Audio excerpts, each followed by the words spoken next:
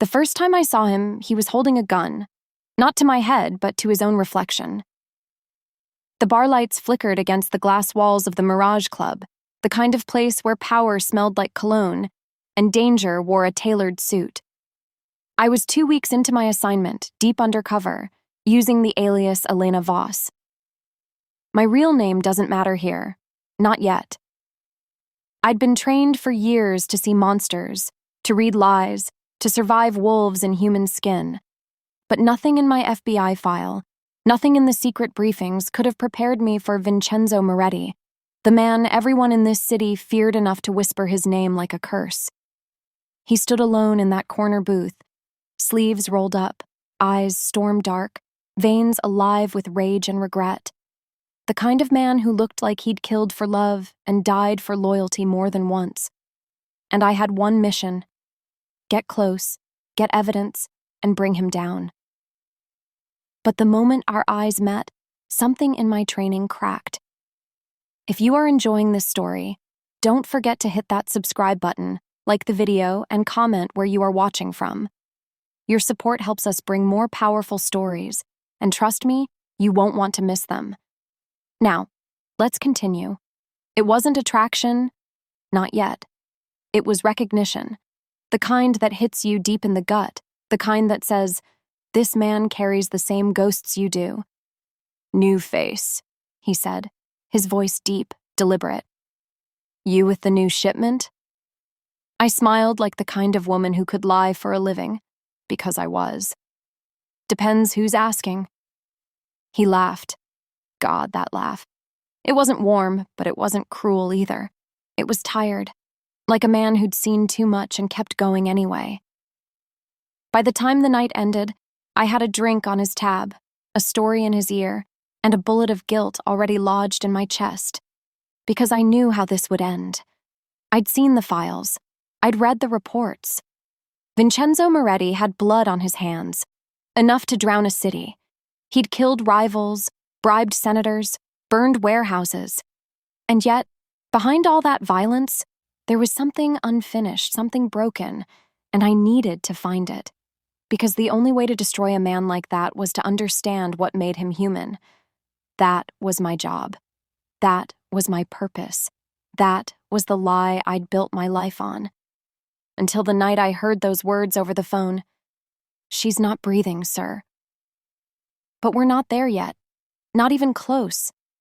This is the story of how a man with a gun and a woman with a badge collided in a world that eats love alive. And somehow, against every rule, every oath, every scar, we almost made it out breathing. If you had to choose between the mission you swore to complete and the person who made you feel alive for the first time, which one would you betray? Tell me in the comments. I want to know what your heart would do. Before I ever stepped into the Mirage Club, before the false lashes and fake smiles, before the wire sewn into my dress, I was just Isabella Lane, daughter of a dead cop and a mother who never forgave the badge for taking him. I grew up hearing the same bedtime story every night. Your father died cleaning the streets of men who thought they were untouchable. I used to believe that made him a hero. Later, I learned it made him a target. Vincenzo Moretti's name came up in every whispered conversation in our kitchen. He wasn't the one who pulled the trigger that night, but his men did. His orders. His world. My father was just another name on a long list of men who got too close to the fire. That's why I joined the Bureau. That's why I trained for years. Boxing, shooting, lying, until every trace of fear in me turned into purpose. They called me the quiet storm at Quantico. I didn't yell. I didn't break. I just moved. Always forward. When the operation came up, Operation Black Sun, my superior, Agent Mendez, looked at me with that careful hesitation reserved for people who have too much at stake. "You sure about this, Lane? Moretti's not just another target. He eats agents for breakfast." "Then I'll be the one who makes him choke." That was 2 months before the Mirage Club. 2 months before I met the devil and found out he had kind eyes. In the Mafia world, women are usually seen, not heard. They're decor, expensive perfume on the arm of power. My cover fit perfectly. a logistics consultant for one of the front companies funneling money into Moretti's casinos. Every night, I watched the way people flinched when he entered the room. I studied the details. His silent nods, the way his men avoided his eyes, the weight of his presence that seemed to pull gravity itself toward him. But there was something else, something I hadn't expected. He didn't smile for power. He smiled for memory, for ghosts.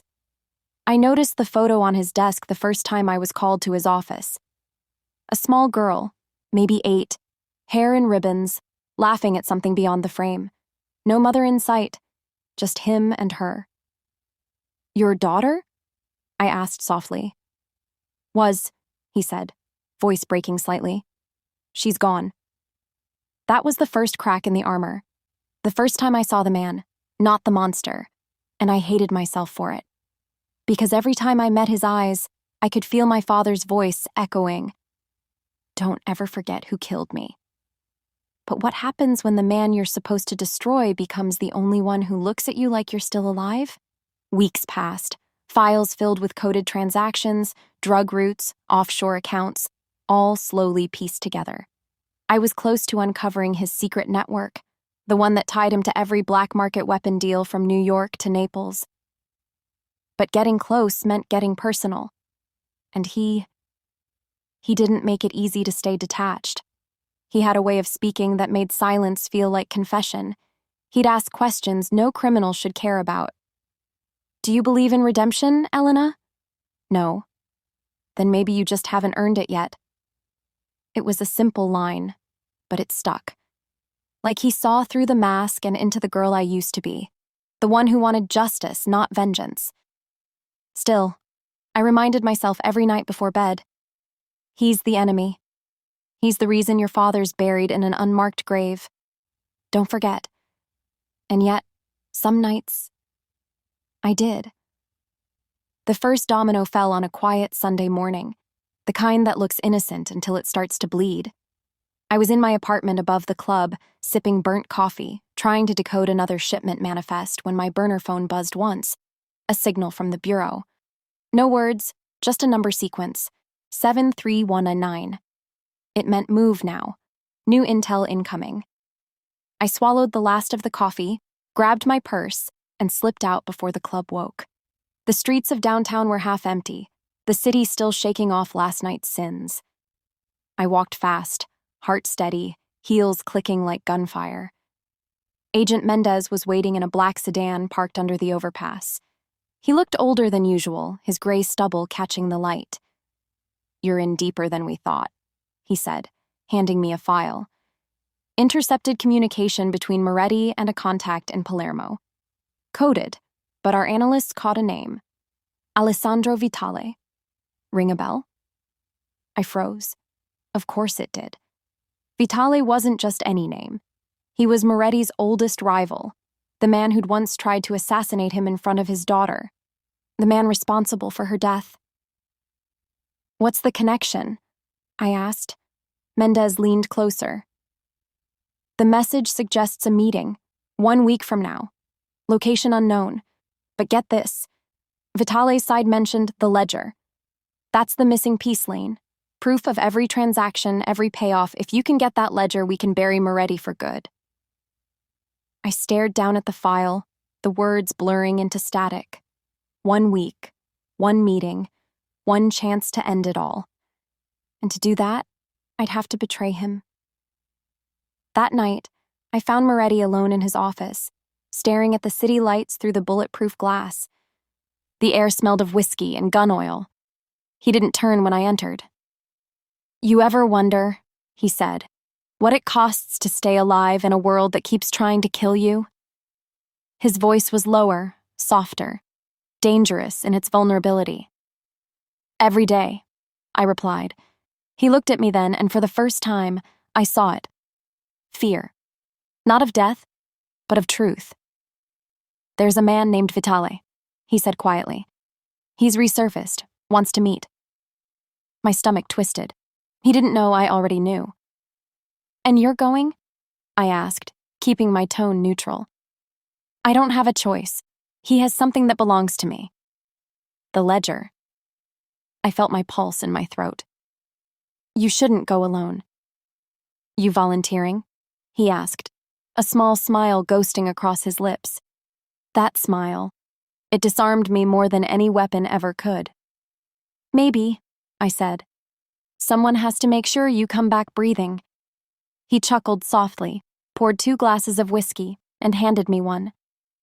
Then here's to breathing, Elena. We drank, and for a second, I forgot which side of the line I stood on. That night, I couldn't sleep.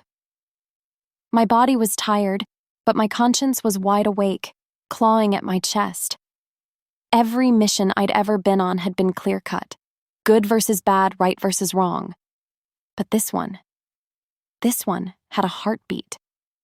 I stood by the window, looking down at the streets pulsing with neon and sin, and whispered to my reflection, "Don't fall for him. Don't you dare." But it was already too late. Because in the Mafia, love isn't a weakness. It's the perfect weapon. And I was the fool holding it to my own heart. The next 7 days moved like a storm. Fast, violent, and impossible to stop once it began. Vincenzo became restless, quieter than usual. He stopped going to the club's VIP lounge and spent his nights in the underground office beneath the casino. The men whispered that Vitale's reappearance had shaken him, but I knew better. This wasn't fear. It was something else. Unfinished business. And I was caught between wanting to uncover his secrets and wanting to protect him from them.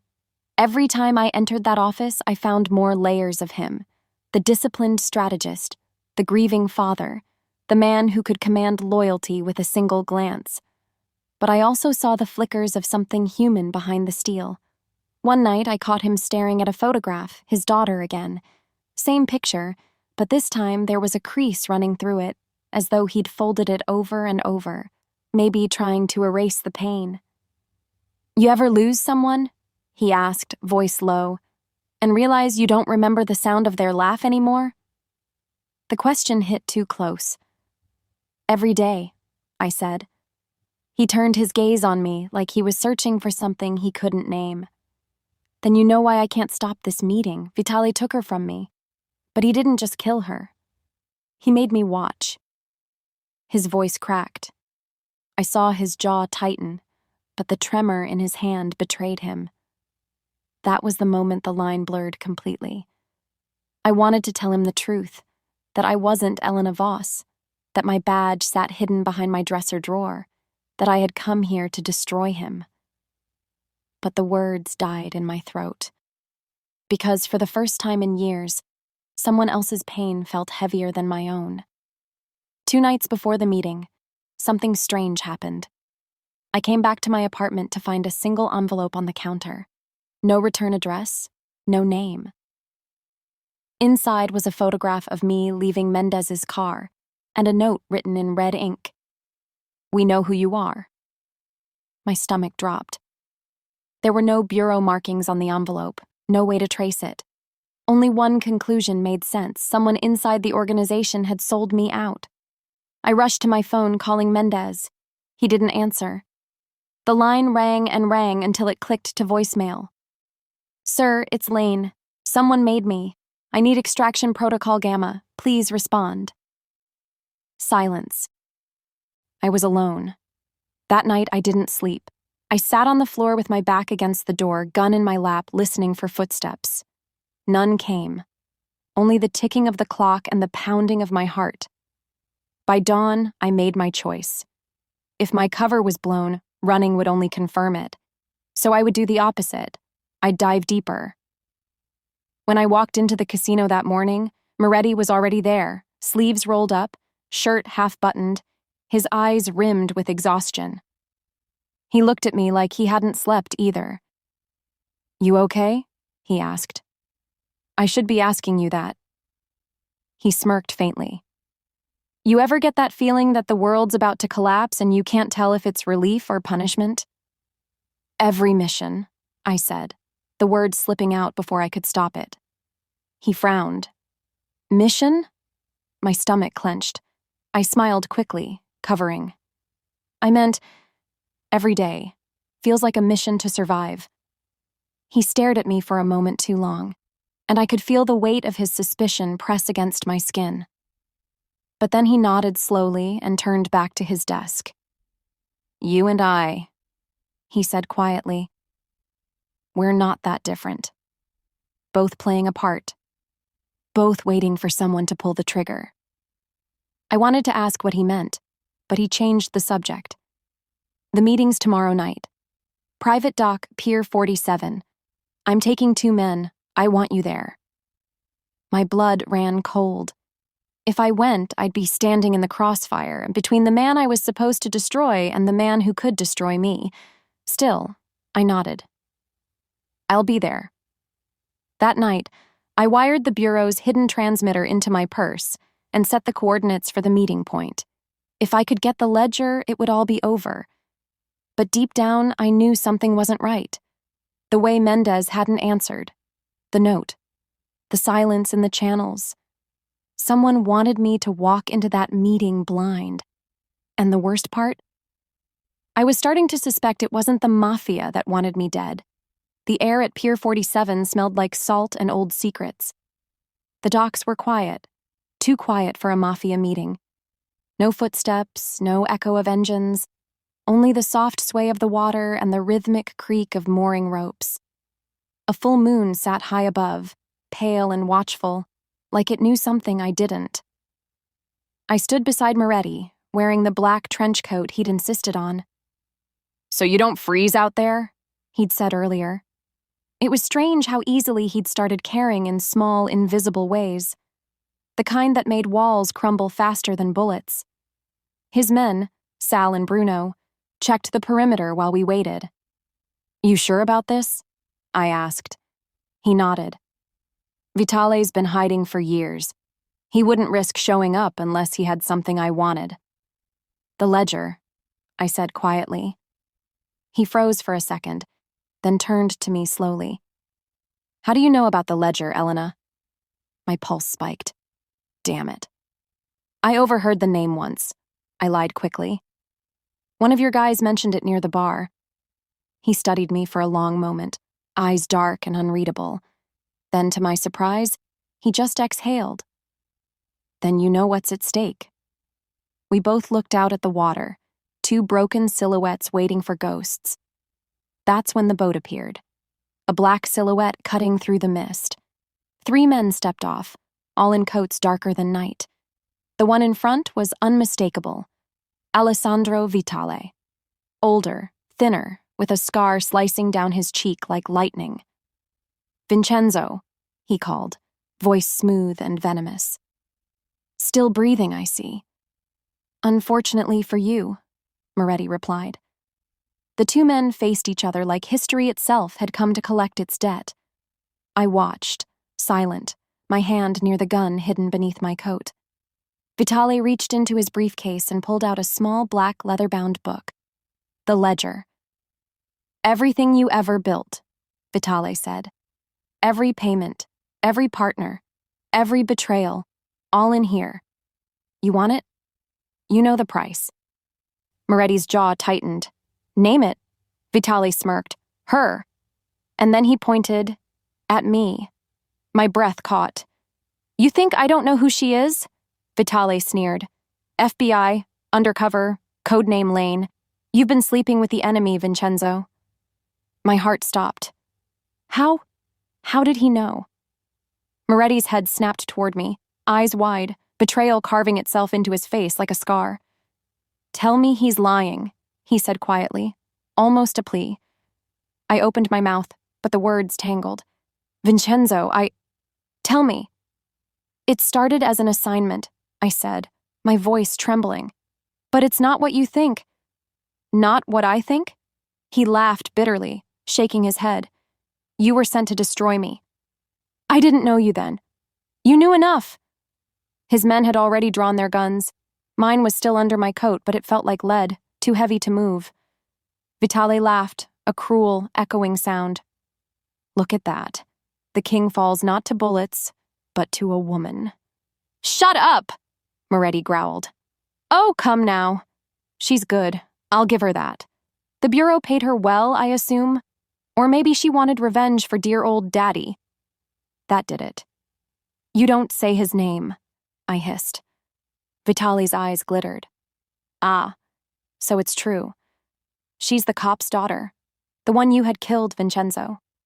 You really didn't know? The world stopped spinning. What?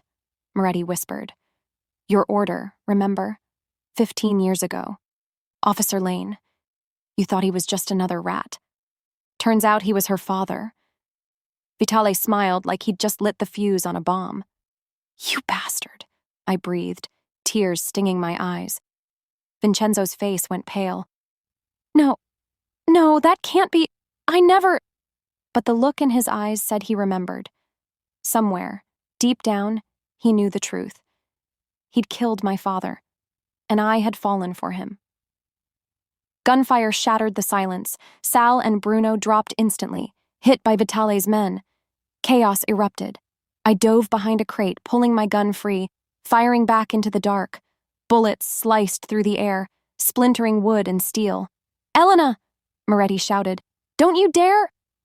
He leapt across the dock, pulling me down just as a bullet whizzed past where my head had been. We crashed to the ground, his body over mine, the smell of gunpowder and salt thick in the air. You shouldn't have come, he growled, voice raw with fury and grief. Neither should you. He looked down at me, bleeding from a cut on his temple, and for a heartbeat, all the hatred, all the lies, melted into something painfully human. If you ever cared for me, he said, run. Not without you. When it was over, Vitale's men were dead. Vitale himself escaped, but the ledger was gone. Moretti stood at the edge of the dock, breathing hard, the gun still in his hand. I approached him slowly. Vincenzo. He didn't look at me. Get out of my sight. Please, let me explain. He turned, eyes cold and glassy. You were right about one thing. Love is just another lie people tell themselves to make betrayal hurt less. He walked away before I could say another word, and as his shadow disappeared into the mist, I realized I'd lost more than my mission. I'd lost the one man I swore I'd destroy, and the only one who'd ever truly seen me. Could you forgive someone who killed the person you loved most, if you also realize they were the only one who ever truly understood you? Tell me in the comments. I want to know if your heart or your justice would win. 3 days passed. 3 days of silence. 3 days since the docks. The city didn't sleep, but I did. Barely. When I did, I dreamed of gunfire and ocean water, and the look on his face when the truth cut through the night like a blade. I'd gone dark from the bureau, smashed the transmitter, turned off every line of contact. There was no point now. Mendez hadn't answered any of my calls, and deep down, I knew why. The moment Vitale said my name on that dock, I stopped being an agent. I became a liability, and liabilities don't get saved. My apartment was no longer safe, so I hid in the kind of motel that smelled like cigarette burns and despair, one of those forgotten places where nobody looks twice if you don't come back. The nights stretched long and empty. I kept the gun under my pillow, the whiskey bottle on the nightstand, and my guilt pressed against my chest like a weight I couldn't breathe under. I'd always told myself that revenge was justice, that if I could destroy the man who killed my father, I'd finally sleep in peace. But now that man had a face, a name, a soul. Vincenzo Moretti. And the thought of him dying didn't bring me peace. It brought pain. On the 4th night, there was a knock on my door. 3 short taps. Then silence. I gripped the gun, creeping closer, heart pounding. Who is it? No answer. I opened it an inch and froze. It wasn't the Mafia. It wasn't the Bureau. It was a child, a girl. No older than 9, her dark hair tangled, her clothes soaked from rain. You're Isabella Lane? She asked softly. My real name. My throat tightened. Who told you that? He did. She held out a folded note. The handwriting was sharp, familiar. My hands trembled as I opened it. Pier 17. Tonight. Alone. VM. My breath caught. He'd found me. The rain came down hard as I approached the pier that night. The water shimmered under the streetlights like broken glass. Vincenzo stood near the edge, his coat soaked, his hair plastered to his forehead. He looked older, not in years, but in pain. When he turned and saw me, there was no anger, just exhaustion. "You shouldn't have come," he said. "You sent for me. I needed to know if you would." We stood there for a long time, the rain falling between us like a curtain neither of us dared to cross. "You lied to me," he said finally. "But I suppose I deserved it." "You killed my father," I whispered. He closed his eyes. "Yes, I did." The words hit like a punch, even though I already knew them. "It wasn't personal," he said quietly. "Back then, nothing was. I gave orders I didn't even read. I thought I was cleaning the streets. Turns out I was just painting them red." I swallowed hard, tears mixing with rain. "So what now? You want forgiveness?" He shook his head. "No. I want to make it right." "You can't." "Maybe not for him, but maybe for you." He reached into his coat and pulled out something small, a thumb drive. The ledger, Vitale's, every name, every transaction. I took it before he escaped. I stared at it. "Why give this to me?" "Because I'm done pretending I'm still the man who deserves to live. You wanted justice. Take it. It'll burn me and everyone like me." "Why not give it to the Bureau yourself?" "Because your Bureau doesn't want justice. They want control." He met my eyes, and I realized he knew. He knew the Bureau had sold me out. "They sent you to me knowing Vitale would find out," he said. "They needed a reason to start a war between us. Two devils killing each other saves them the trouble." The ground tilted beneath me. "You're lying." "You know I'm not." The rain fell harder, the world spinning slower. Everything I believed in was gone. The badge, the oath, the purpose. It was all a manipulation. "So what happens now?" I asked. He stepped closer, close enough that I could see the raindrops tracing lines down his face. "Now, you decide who you really are," he said. "The agent who burns me, or the woman who saves herself." He turned and started walking away, leaving the drive on the dock. "Vincenzo," I called after him. He paused. "You said once that love is a lie people tell to make betrayal hurt less." "Yeah?" "Then you're wrong. Because I loved you, and it still hurts like hell." He didn't turn around. He just nodded once, a silent confession. Then he disappeared into the storm. I picked up the thumb drive and stared at it, my reflection warped in the metal. This was everything I'd wanted. Proof, justice, closure. But my hands were shaking too hard to hold it steady. Because I knew deep down that somewhere out there he was bleeding for the sins we both carried. And I couldn't decide which hurt worse, losing him or realizing I was never the hero of this story. The city looked different when you stopped believing in it. For years, I'd thought justice was a straight line. A badge, a case, a courtroom, a sentence. But now, standing at the edge of a world I no longer belonged to, I realized justice wasn't clean. It was a storm. And I'd been standing in the eye of it, convincing myself I wasn't already soaked. I didn't go back to the bureau. I didn't go back to my apartment. I just drifted. Days blurred. Nights bled into mornings. I replayed every moment at the pier, every word he said, every truth I hadn't wanted to hear. He'd given me the ledger, the proof that could burn him, Vitale, and half the city's underworld to the ground. It was everything I'd ever worked for. But every time I opened my laptop, my hands froze above the keyboard. If I sent it to Mendez, I knew what would happen. The Bureau would take the credit, erase my name, bury the truth about their betrayal, and spin the story into another political victory. Moretti would be dead and nothing would change, but if I didn't, if I held on to it, I could expose everyone, not just the Mafia, The bureau, too. The corruption ran both ways, and for the first time in my life, I realized maybe justice wasn't about revenge or even about the law. Maybe it was about truth. Raw, ugly, unfiltered truth. The kind that doesn't ask for permission to breathe. I took a bus to the outskirts of the city that night. The streets were quieter there, the kind of quiet that hurts your ears after too much chaos. I ended up in an old church, cracked stained glass, candles half burned. I sat in the back pew, clutching the thumb drive in my fist. It was the first time I'd prayed in years, not for forgiveness, not for redemption, just for direction. If there's something left of me worth saving, I whispered. Show me how. And then I heard it. Not an answer, not a voice, but a memory. His voice. You and I, we're not that different. Both playing a part. Both waiting for someone to pull the trigger.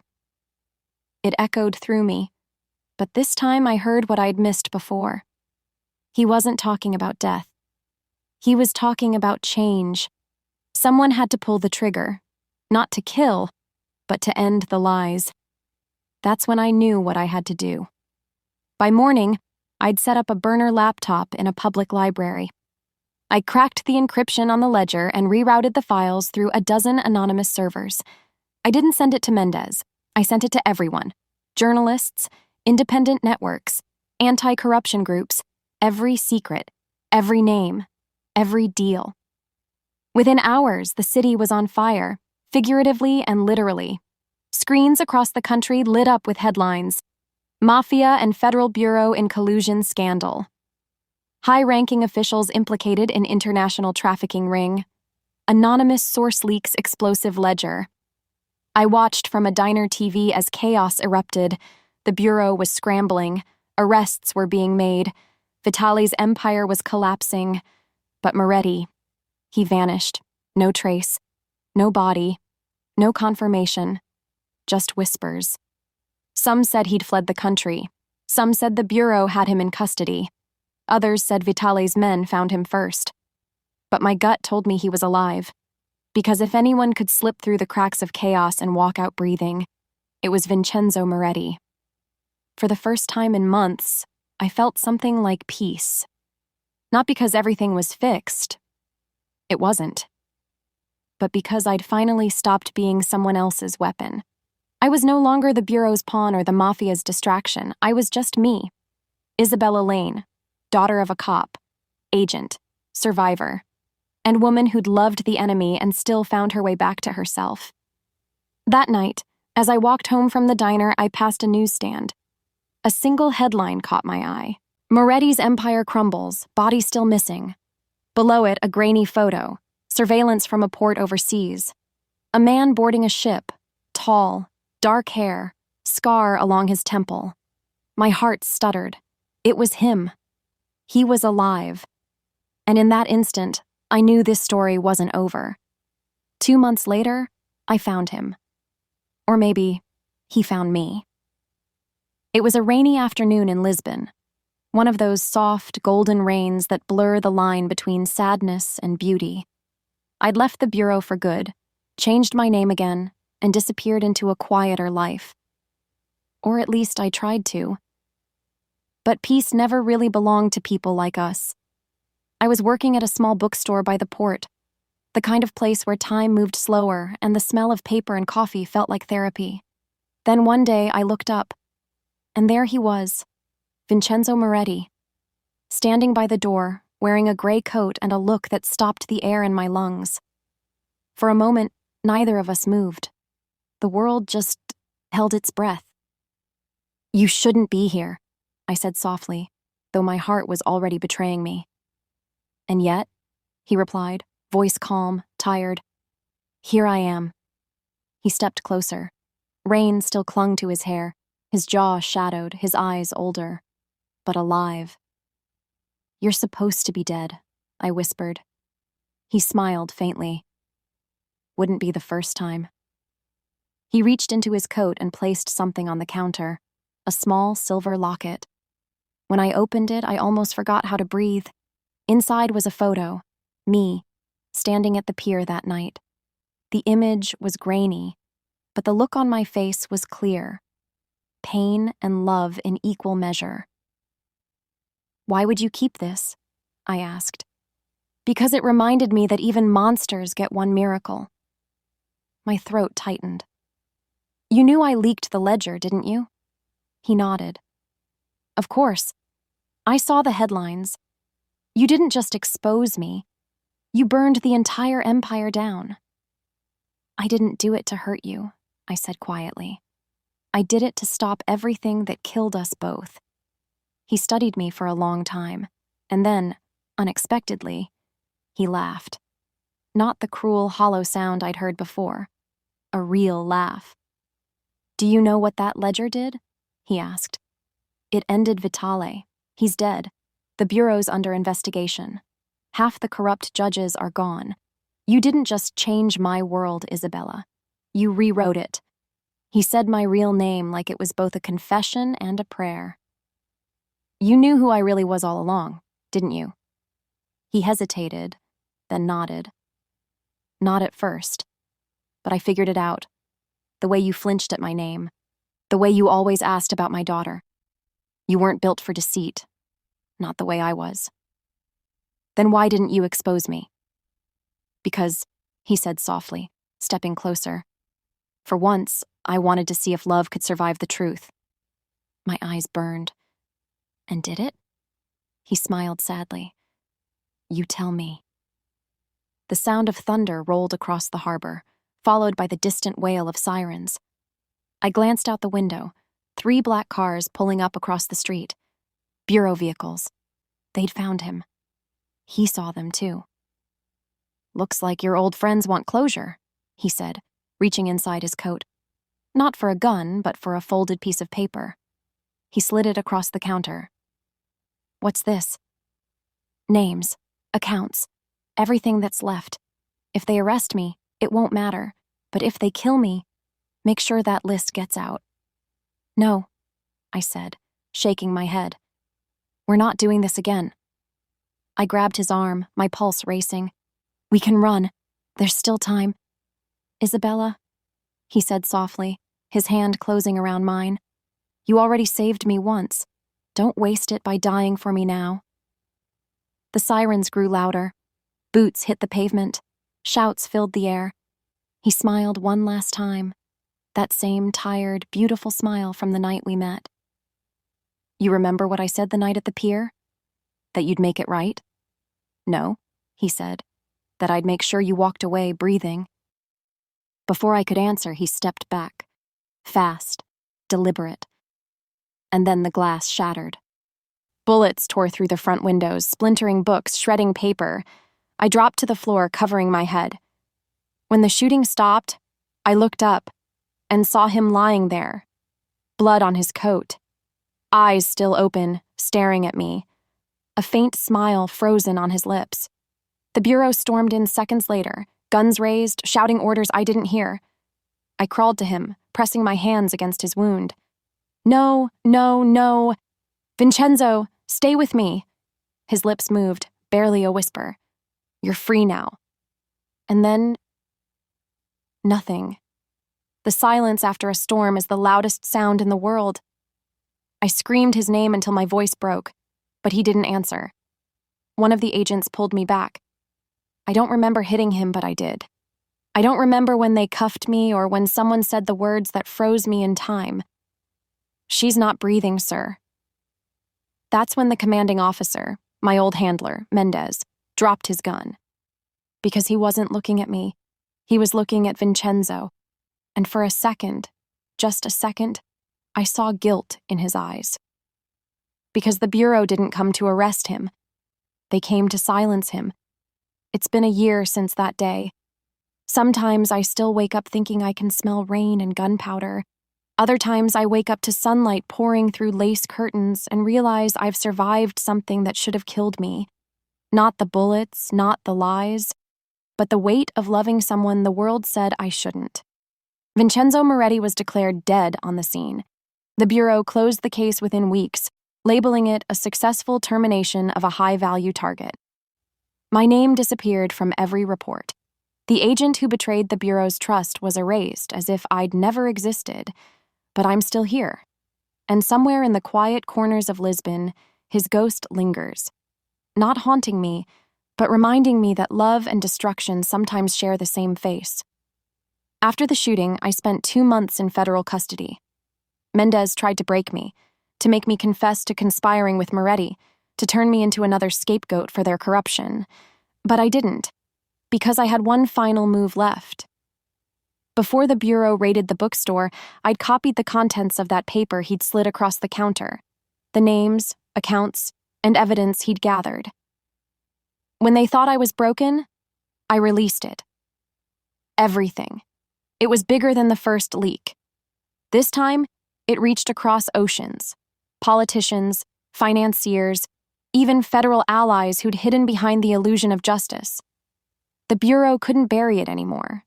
They collapsed under their own rot. And Mendez? He was indicted for conspiracy and obstruction of justice. They said he dropped his gun when he heard the words, "She's not breathing, sir." But maybe it wasn't about me at all. Maybe he dropped it because, in that moment, he realized what he'd done. Not to me, not to the Bureau, but to every person who believed in the system he destroyed. He built his empire on lies, and I tore it down the way Vincenzo taught me, one truth at a time. When they finally released me, I didn't go back to America. I stayed here. In Lisbon, I found a rhythm I didn't know I needed. I bought a small apartment overlooking the Tagus River. Some mornings, I sit by the balcony with coffee and read old case files I'll never reopen. Other days, I just listen to the sound of the ocean. And every night, I wear the silver locket around my neck, the one he gave me. Inside is that photo from the pier, but behind it, hidden under the metal lining, there's a second picture. One I found tucked in the back of the locket after the shooting. It's a photo of a little girl, dark hair, big eyes. The daughter he once told me was gone. On the back, in his handwriting, it says, "Tell her her father finally kept a promise. I don't know where she is, but one day I'll find her. Not as an agent, not as an enemy. Just as the woman who loved the man who gave everything to make things right. I still visit the docks sometimes, the same pier where everything started, where I lost him, and where I found myself. The water's calmer now, the city quieter, the ghosts less loud. I kneel by the edge and whisper to the wind, 'You did it, Vincenzo. You ended it.' And I swear sometimes, when the waves hit the rocks just right, I hear his voice, low, steady, full of that impossible mix of danger and tenderness. No, we did. If there's one thing I've learned, it's that the world doesn't divide people into heroes and villains. Sometimes the villain saves you. Sometimes the hero betrays you.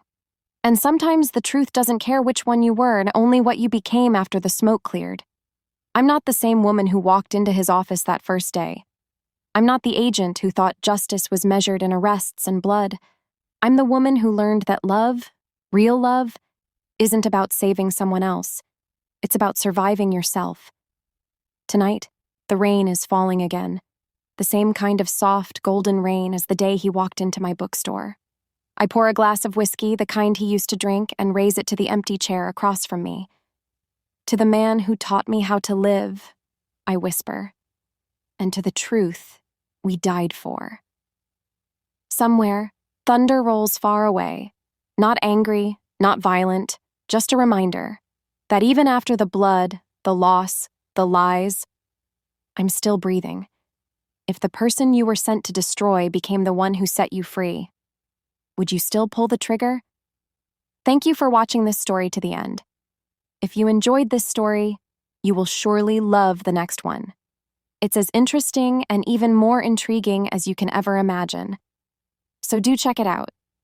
Click on the image showing on your screen right now to watch the next one.